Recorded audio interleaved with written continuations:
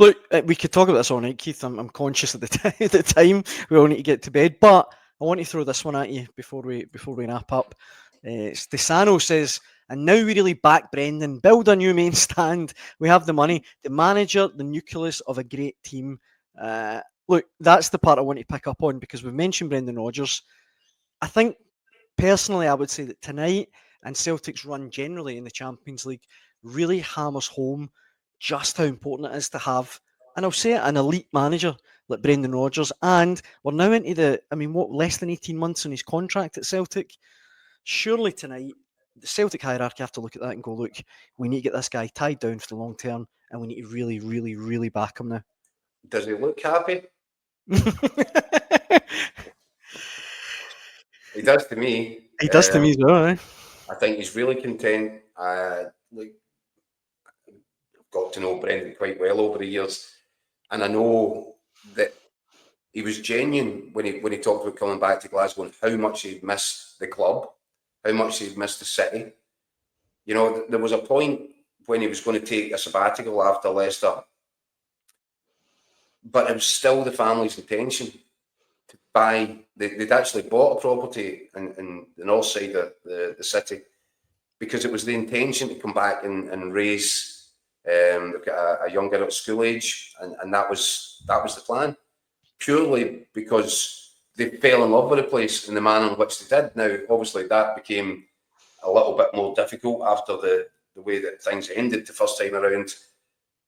But I think you've got a manager who is really contented, who looks really content inside his own skin, if you know what I mean. Whereas he's mentioned himself, first time around, he was maybe, agitating for more and wanted to bring more and perhaps wasn't prepared to accept the parameters that you have to work in Scottish football.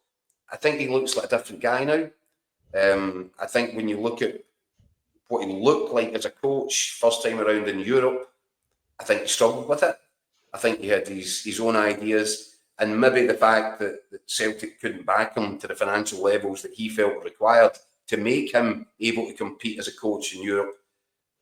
Maybe there was a wee element of he was, a bit upset about that, and maybe that fed into the decision to think, oh, well, I'll just go elsewhere and I'll get bankrolled and I'll be able to show what I can do if I get. And I think there's been a change of mindset there. I think that he's realised how much he missed Celtic, how much he missed Scotland, how much he missed Glasgow. And probably a more mature manager this time around, that he's able to realise, look, they are actually pushing the boat out for me here financially. They really are making an effort. And so by working together rather than, sparring with them behind the scenes, Celtic are in a better place. Brendan Rodgers looks to be in a really good place. And, famous last words, maybe, if I was Celtic or Celtic supporter, I wouldn't be overly worried or concerned about Brendan Rodgers thinking that he's nearly done his time. I think he obviously said when he came back he would do the 3 years. And when he said that, what he was meaning was he wasn't going to leave before it was up, unless Celtic told him to leave before it was up. I may be wrong, but I really don't think so. I think a negotiation with Brendan Rodgers about a contract extension wouldn't be overly testing for the people in charge of Celtic right now. I think they'd be pushing it a bit of an open door with it, to be perfectly honest. Mm-hmm. Oh, listen, I don't even know how to end this properly, but... You look deflated, Daniel. I wish it was there to give you a wee cuddle. Listen, you know me, Keith, I'm just wanting all the Scottish teams to win, as long as football's the victor. And I don't think it was tonight.